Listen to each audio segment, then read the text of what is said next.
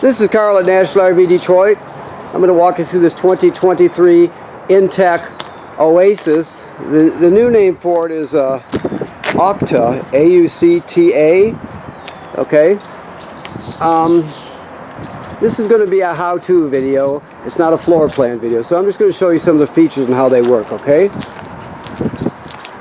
So as we come back here on the door side rear, this is your outside kitchen. It just pulls out by pushing that lever down. You have a griddle here. You have a 12-volt cooler here with a workspace on top, which is kind of neat, the workspace.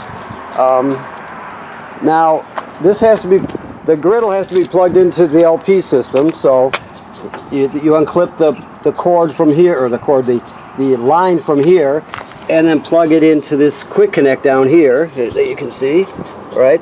And that connects it to the LP system. So once you do that, you're all set. You have a power awning with an LED strip. That's obviously outside power. As we move forward, you have a let's see here, just some storage here, power cord and so forth. Now your LP tanks are behind this cover here, so you have to pull the pin out of each side, and that will allow you to access the LP tanks. You have a power tongue jack on the front.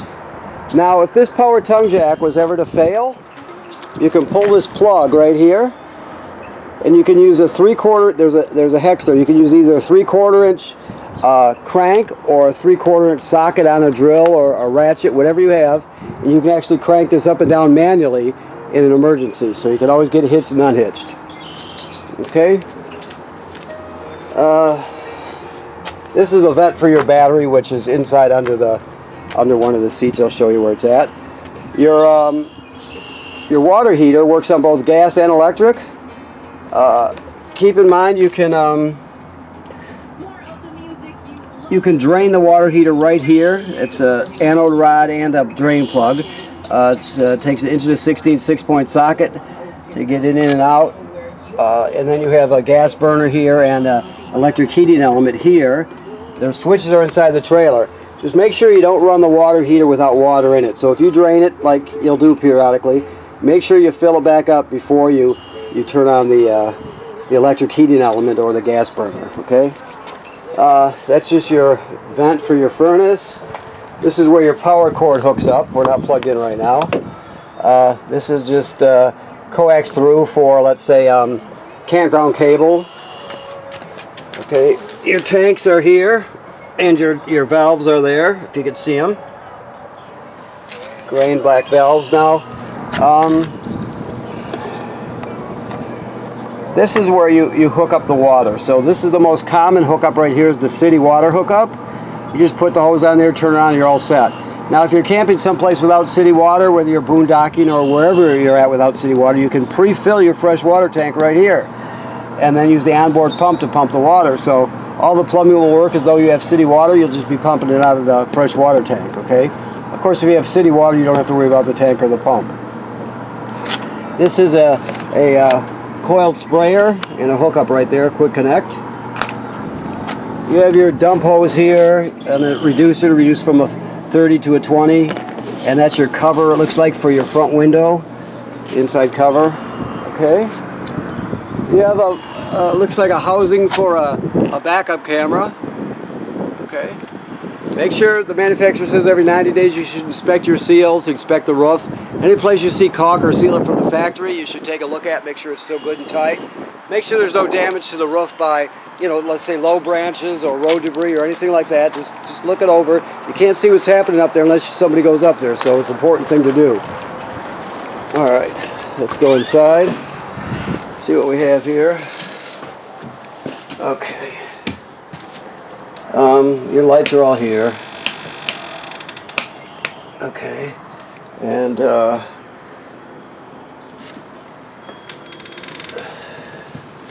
your awning, basically your awning controls. So you have your LED, your awning in and out, that sort of thing. Okay.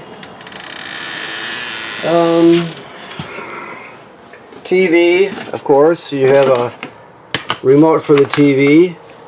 Plus you have in here, so let's see where it's at. As I look around here. Oh, up here, I'm sorry.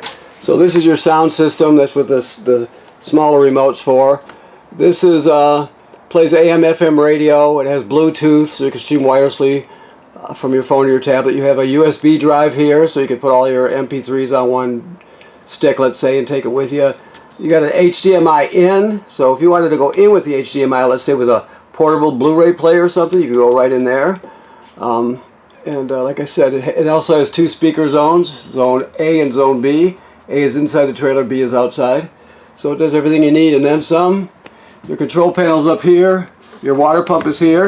That water pump's used to pump fresh water out of the water tank, right? It's also used to winterize the trailer. You pump water out of the water tank if you don't have city water, like we discussed. To turn your tank heaters on here, it does have heating bands on the holding tank, so it extends your camping season when you turn that on. Let's see, you have your lines are also heated, so it even extends it further. And then you have your water heater, lights it on gas right here, and electric right here. Don't run the water heater without water in it, obviously, like I said before. Then you have your levels, your batteries charged, black tank, freshwater tank, gray tank. Okay? Very simple. This TV also has a swing out bracket that locks into place. So make sure you snap it into place when you're traveling so it doesn't fly around. Alright, so this fan is a powered fan, and the remote for it here, and here you have 4 speeds. You can open your lid up and down and that so forth, so you can operate it all from right there. I'm not gonna take it out now, but you remove these cushions on this side, and there'll be a plywood cover on the bench. You take that off, and that's where your battery is. Okay. That's why you have the vent on the outside. The keys are right here, of course. I don't know why he's got the microwave stuff sitting here, but he does. Okay.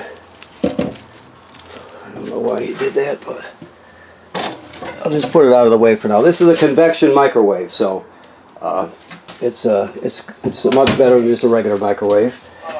You got a 2-burner cooktop here. I don't know if he's got the gas on or not, but we'll see. You push it to light, then you depress it. I think you depress it. So it looks like he's got the gas shut off right now. But that's how it works. It's very simple. Okay? And you have two burners, 2 knobs. Always travel with this shut. Okay. Do it right there. There we go. Another light here. Your refrigerator is a 12-volt DC refrigerator, so it's very simple. Turns on and off here. You set your temperature here, plus and minus. And then you have different modes, like this. That's the night mode. They're just power-saving modes. So it's a nice size refrigerator. Got a nice size freezer. Okay. Alrighty. So let me look around this area. This is I believe, a carbon monoxide and LP gas detector. Yes. Or no, carbon monoxide and smoke detector, I mean. Yes, it is. Let me just keep looking here. This one is also a carbon monoxide LP gas detector. It should always be green like it is. If it's not green, get it serviced. That'll detect carbon monoxide and LP gas leaks. So if it's not green, you take it in and you're probably going to have to get a new one. Toilet is here. First of all, it works like any other RV toilet in that or travel trailer toilet, in that it sits right over a black tank. So you have your flush pedal here. When you hook up your power and your water, when you get to the campsite, you'll come in here, you put a dose of chemical right in the bowl. Then you'll stand on the pedal and hold it down to the floor and let at least a gallon of water along with the chemical flow into the black tank below. You can use more water, but not less, at least a gallon. And then it's ready to be used. If you don't do that, if you use it dry, it'll get clogged up and the smell will be terrible. So you always want water and chemical in there when you start using it. Okay. The rest of the stuff is self-explanatory. This this is a GFCI, so remember all the plugs, all the receptacles in the trailer, even on the outside, are wired through a GFCI. So if it pops and it's just a regular receptacle, you're going to find the GFCI and then reset it there. Okay? Very nice trailer. The fit and finish is perfect. It's very modern looking. Kind of looks like a Airstream in many ways. Okay, so we have the shower over here. There's not a whole lot to say about it. It's a shower. You have a powered vent, which you always want to run to pull the humidity out. If you're ever camping in this, and it's the time of year where you start to get condensation from your breath, let's say you got a bunch of people over, and you start to get a little condensation, you surely shouldn't, but if it's a perfect storm, if everything's just right, you will. You just turn on this fan or any of the other fans, and it'll put it on low and it'll just pull it right out in a second. Okay. Alright. Moving forward, we have a sliding door here, of course. Another TV set. You saw the two remotes up there. This one is on a bracket also. Okay. More lights. Okay. This is your thermostat here. It works like all thermostats. You're going to turn it on, right? Then you're going to go through the mode and go through the mode till you find what you want. Your options are generally furnace, which runs on LP. Then it'll be fan, which is your air conditioner running without the compressor, just circulates air. And then it'll be cool, which is full air conditioning. And if they give you an option of fan speed, like with the AC, it's always best to use auto because it's just generally the best way to do it. So keep that in mind. Another max air vent.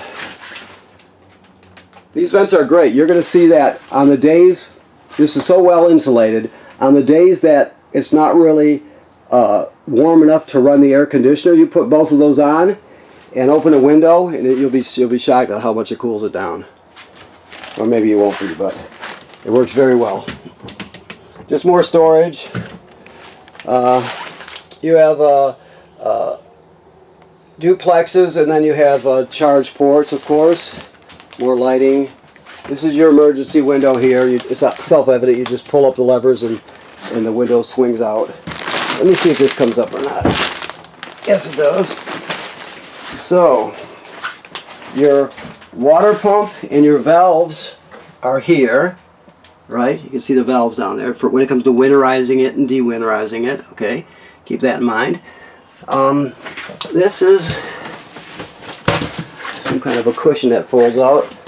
Although why, I don't know. Let me look around and maybe I can figure this out. Maybe it's just a set on here to sit on or something. I don't really know the answer to that, but there is a cushion, and it's this fabric, and it's folded in half. So off the top of my head, I don't see the obvious answer to it, but then again, it's not the smartest guy. Anyway, you also have speakers here in this room also. Okay. Really, really modern. I mean, just well made. You know, I deal with trailers all the time. And you just look at this barn door here. How substantial it is compared to what you normally see. I mean, that's heavy duty stuff. It's very impressive. But they built the thing to last. That's for sure. Okay. So I think that pretty much covers it. So first of all, thanks for buying your trailer here at National RV Detroit. This trailer has been dewinterized. It's in camping mode now. The antifreeze has been purged from the system, and it's all set, ready to go. Remember what I said about inspecting your roof every 90 days or so? By roof, I'm talking about every place you see sealant from the factory. You just go over and take a half hour. You have to look on the roof, make sure there's nothing wrong up there, because you can't see what's happening up there unless you go up there and look. And if there is an issue, like damage from a low branch or something, you won't know about it unless you look, and that's protecting your investment big time. So if you see an issue, you could take care of it immediately. So make sure you do that also. It should be part of your regular maintenance in a sense. So, okay, thank you very much.